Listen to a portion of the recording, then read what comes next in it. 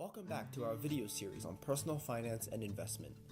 In this video, we will be talking about credit and debit cards.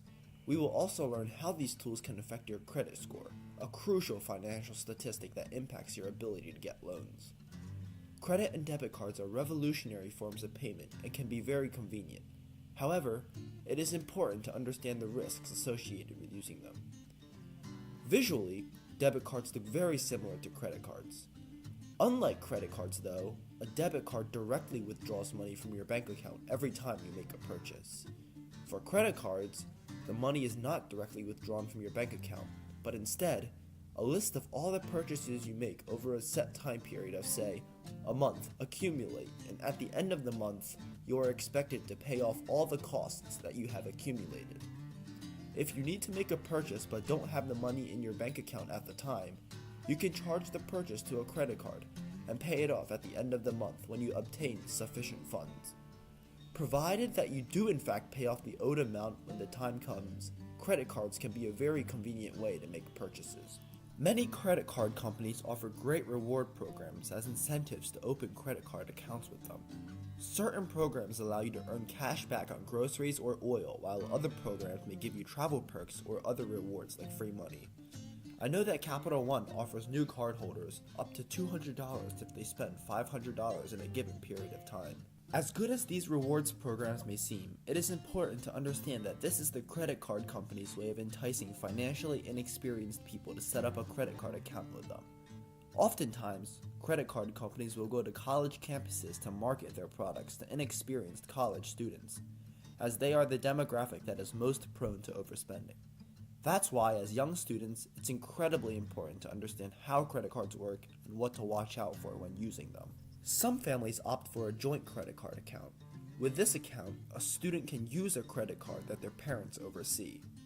The student gets an allowance to spend before the card is deactivated until the end of the month. This prevents new cardholders from spending more than they have in their accounts and gives them an opportunity to learn and gain experience. If you are looking to gain real-world experience with using credit cards but don't want to risk going into debt, I suggest you talk to your parents about opening a joint credit card account.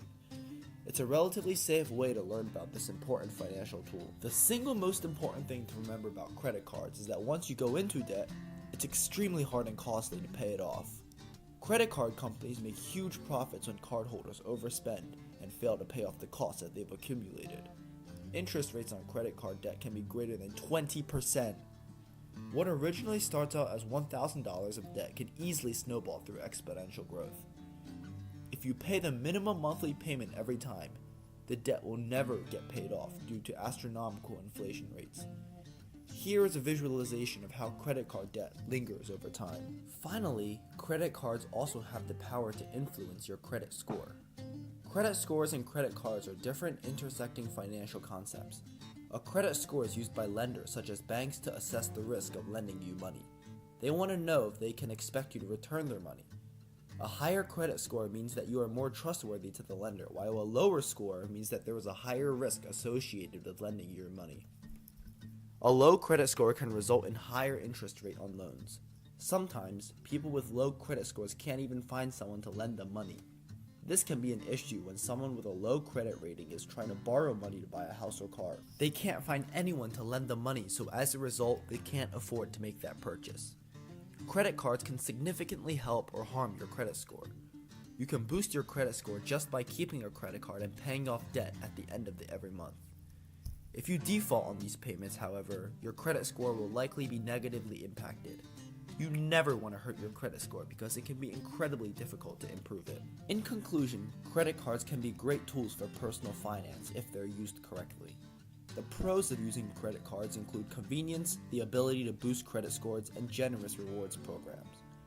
A major con is the tendency to overspend, especially when every purchase is a simple swipe away.